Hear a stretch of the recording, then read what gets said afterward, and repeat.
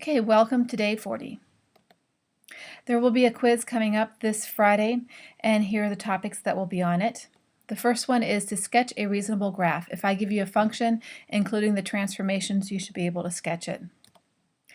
If I give you the end behaviors of a particular graph, you should be able to sketch that graph and give me a reasonable equation.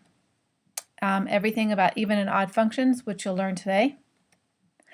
If I give you a point and I tell you that it's an even function or an odd function, you should be able to give me another point. You should be able to create a table of values with at least 3 points and be able to graph the function exactly. Properties, obviously, of any function. And simplifying exponents, just like the last quiz. Okay, even and odd functions. A function is even if f of negative x equals f of x for all x in its domain. Now, basically all this says is if I plug in the number 3 into my equation, and if I plug in the number negative 3 into the same equation, and if the y values are the same, then it's going to be an even function. If I were to graph an even function and I'd spin it around the y-axis, it would be equal. An x squared, if you think of the parabola concave up, if I spin it around the the y-axis, you would not be able to see the difference. And here are some more functions.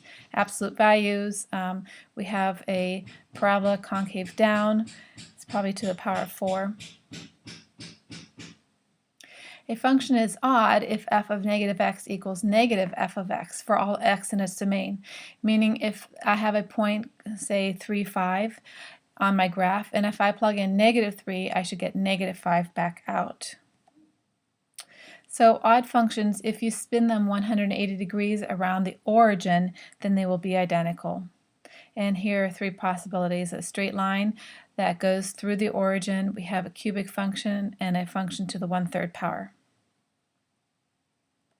Okay, let's do algebra to determine whether the functions are even, odd, or neither.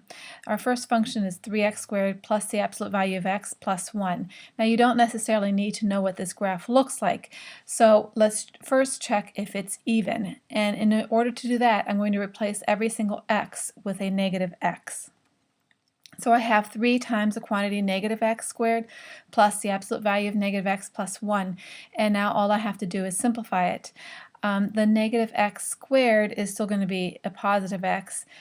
Inside the absolute value sign, everything is positive anyway, so I'm going to leave it as x plus 1. And if you see, it's exactly the same as the function we started off with. So f of negative x will equal f of x. So therefore it's even. And we don't have to check if it's odd. It will either be even, odd, or neither. Here's what this graph looks like in case you were wondering, and if you notice, if I spun it around the y-axis, it would be exactly the same. Okay, if I plugged in 1 into my equation, I should get back out the same y value as if I plugged in a negative 1. Okay, if I plug in a negative 1/2, I should get the same y value back out as if I plugged in a half. So the y values for both of the x and negative x are the same. Okay, if I gave you the point 215, and I'm saying that this point 215 is on the graph, what other point can you guarantee to be on this graph? Well, negative 215. Okay, let's try our second one. This one is f of x equals x to the 5th minus 2x to the 3rd power. Again, first let's check to see if it's even. So wherever I see an x, I'm plugging in negative x. And the quantity negative x to the 5th power is negative x to the 5th power. And I have negative 2 times the quantity negative x to the 3rd power. Negative x to the 3rd power is still negative x, and if I multiply it by a negative 2, I should get positive 2x to the 3rd. Notice they're not the same. My original equation was a positive x to the 5th minus 2x to the 3rd, and this one's negative x to the 5th plus a 2x to the 3rd. So the only thing we know now is that it's not even. It could still be odd, or it could be a neither. So now we have to check, is f of negative x equal to negative f of x? Well, we already have our answer for f of negative x.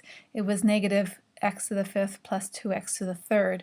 So all I want to see is if it's equal to negative f of x. So I have to negate the top equation, x to the fifth minus 2x to the third, and they are equal. If I distribute that minus sign, it's the same. Therefore, this is an odd function. Okay, and here's what this function looks like. Notice if I spin it halfway around, a 180 degrees around the origin, it will be exactly the same function. Okay, if I plug in a if I plug in a positive 2, it would be the same thing as plugging in a negative 2 and making my y value opposite. Okay, let's try this. If a point 216 is on this graph, what other point can be guaranteed to be on this graph as well? Both the x and the y values change for odd functions, so it's going to be negative 2, negative 16. Okay, here's one for you to try. I want you to go through the same steps as we did for examples 1 and 2. Put the video on pause and then check your answer. Okay, here's what the graph looks like. I can plug in f of negative x and I would not get the same thing back. F of negative x is not equal to negative f of x, so therefore this is a neither function. And if you look at the graph, it won't be the same graph if I spun it around the y-axis. If I spun it around the origin 180 degrees, it wouldn't be the same function either. Okay, make sure you do all your homework.